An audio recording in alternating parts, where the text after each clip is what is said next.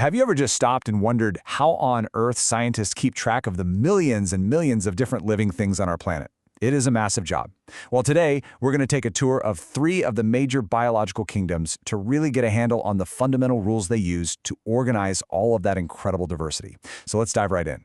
And just to get a sense of the scale we're dealing with, scientists estimate there are somewhere around 10 million different species on Earth today.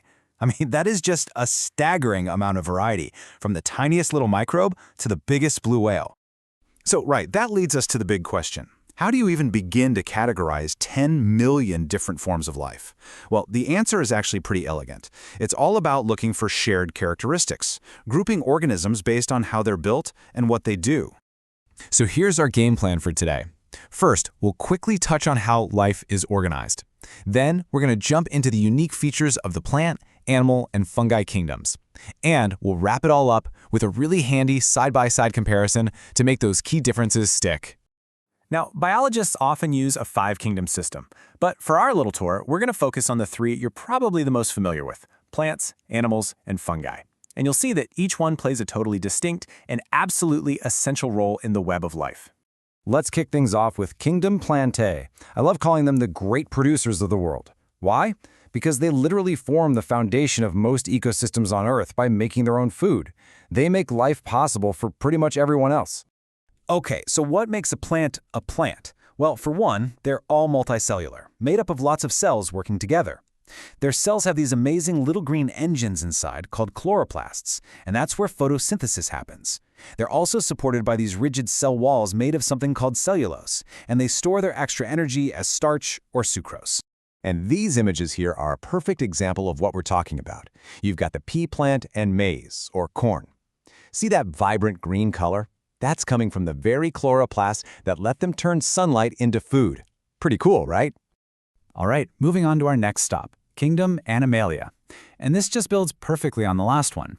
If plants are the producers, then you can think of animals as the consumers. They get all their energy by, well, eating other living things. Now, what's so interesting here is how they differ from plants. Animals are also multicellular, but their cells have 0 chloroplasts, and this is a big one, no rigid cell walls. That flexibility is key. It allows for movement, which is often coordinated by complex nervous systems. And for energy storage, they use a carbohydrate called glycogen, not starch. And the diversity in this kingdom is just mind-blowing. You've got insects like the housefly and the mosquito. And get this, insects make up something like 60% of all animal species. Then you have vertebrates, animals with a backbone, like this high jumper, whose every move is controlled by a super sophisticated nervous system. And yep, that includes us too. Okay, our final kingdom is one of the most fascinating and honestly one of the most misunderstood. Kingdom Fungi.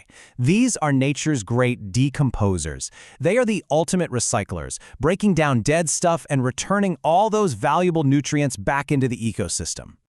Now, fungi can look wildly different from each other. Over on the left, you've got unicellular yeast. Those are the tiny single-celled powerhouses we use to make bread and beer.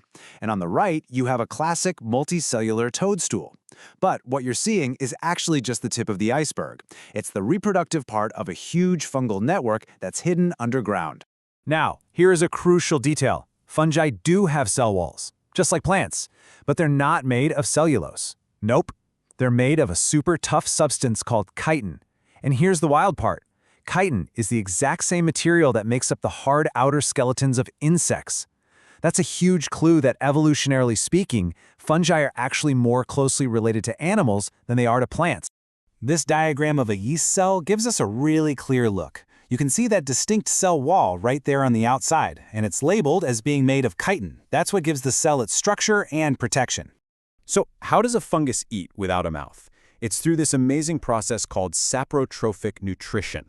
Basically, it's external digestion. They just secrete these powerful enzymes onto their food, which breaks it down into simple little molecules, and then they just soak up those nutrients right through their cell walls. And for those bigger, multicellular fungi, their body is this massive network of tiny little threads called hyphae. When you get all of those threads woven together, you get a structure called a mycelium. That's the main body of the fungus, and it's often totally hidden from view, deep in the soil or inside a rotting log. And this diagram just shows that whole process perfectly. You can see the tip of one of those feeding hypha threads, secreting enzymes, breaking down food on the outside, and then just absorbing all those good nutrients right back through its cell wall and membrane.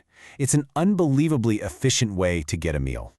Okay, we've made it through our tour of all three kingdoms. Now for the part that's really going to help you lock all this in, a direct side-by-side comparison of their most important features. Seriously, think of this next slide as your ultimate study guide.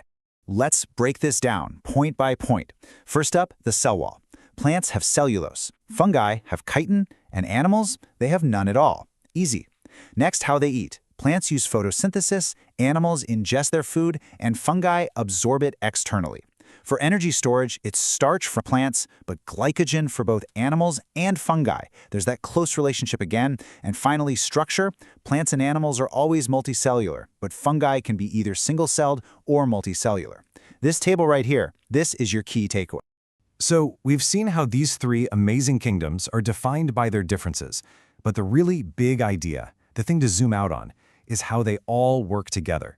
You've got the producers, the consumers, and the decomposers, all locked in this eternal cycle of life, death, and renewal. And that really leaves us with one final, huge question to think about. How does this incredible, intricate balance not just define life, but actually shape the very chemistry of our entire planet?